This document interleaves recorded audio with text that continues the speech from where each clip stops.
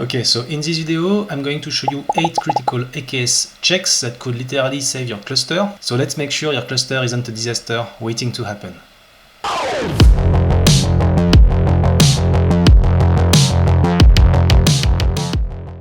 Hi everyone, I'm Lionel, Microsoft MVP. So here's the thing about AKS clusters. Most people think they are secure and optimized, but honestly, I see the same critical mistakes over and over again that can literally bring down production environments. And that's exactly what we're going to fix today. In this video, we are going to bulletproof your cluster with 8 checks that prevent the most common failures. We'll start with namespace organization and replica management, and then hit deployment strategies and security configs. We'll finish with proper state management, and if you are interested, I have added timestamp so you can jump straight to whatever's most urgent for your setup.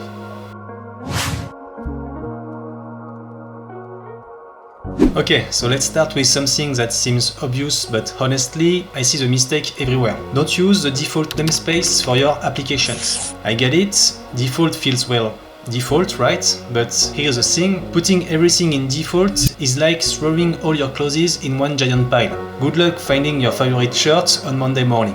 Namespaces are basically your organizational system. They let you separate stuff by team, environment, or application. And here is what it's cool. They also enforce boundaries like access controls and resource limits. Even if your cluster is tiny right now, trust me, build this habit early, because default is for testing around, not for production. Your future self will literally thank you for this.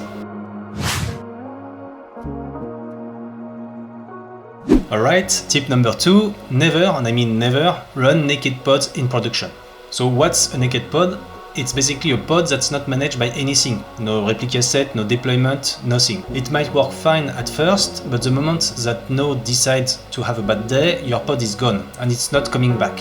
Instead, use deployments. They are like having a really good assistant who makes sure you always have the right number of pods running. It's also great for updates and rollbacks. And here is the golden rule for production. Always run at least 2 replicas. It's such a simple thing, but it will save you from those 3 AM phone calls that nobody wants. Now, you might be thinking, Lionel, these first 2 seem pretty basic, and you're right, but here's the thing, the security tips coming up are the ones that literally keep me up at night, because most people have no idea they are sitting on those vulnerabilities.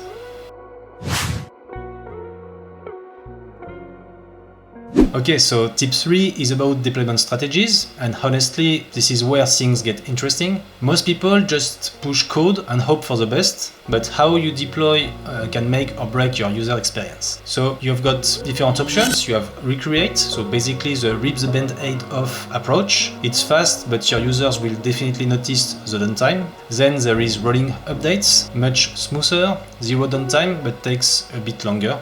And if you want to get fancy, you have blue-green, which is like having 2 identical environments and switching between them. And finally, canary deployments, which let you test with just a few users first. It's a smart move if you are paranoid about breaking things. The key is knowing your app and your users. Are they okay with a few seconds of downtime, or will they lose their minds?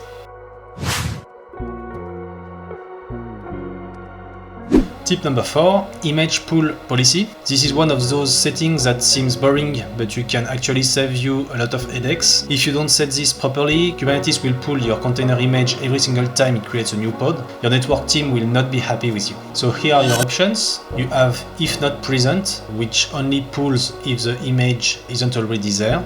Always means it checks every time, which can be useful but also kind of slow. And never means it won't pull at all. It's risky unless you know what you're doing.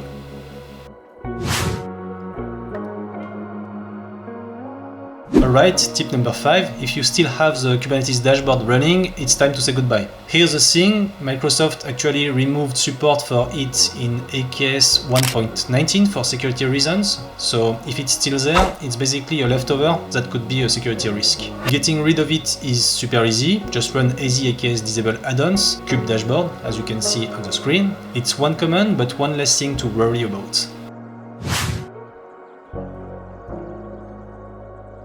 Okay, this is a big one. If you are running a public cluster, you need to lock down your API endpoint, like right now. By default, your Kubernetes API is basically shouting, "Hey world, come talk to me," and that's not great. So please use --API server authorized IP ranges parameter to create a whitelist of who can actually reach your API server. It's like having a bouncer at the door instead of leaving it wide open.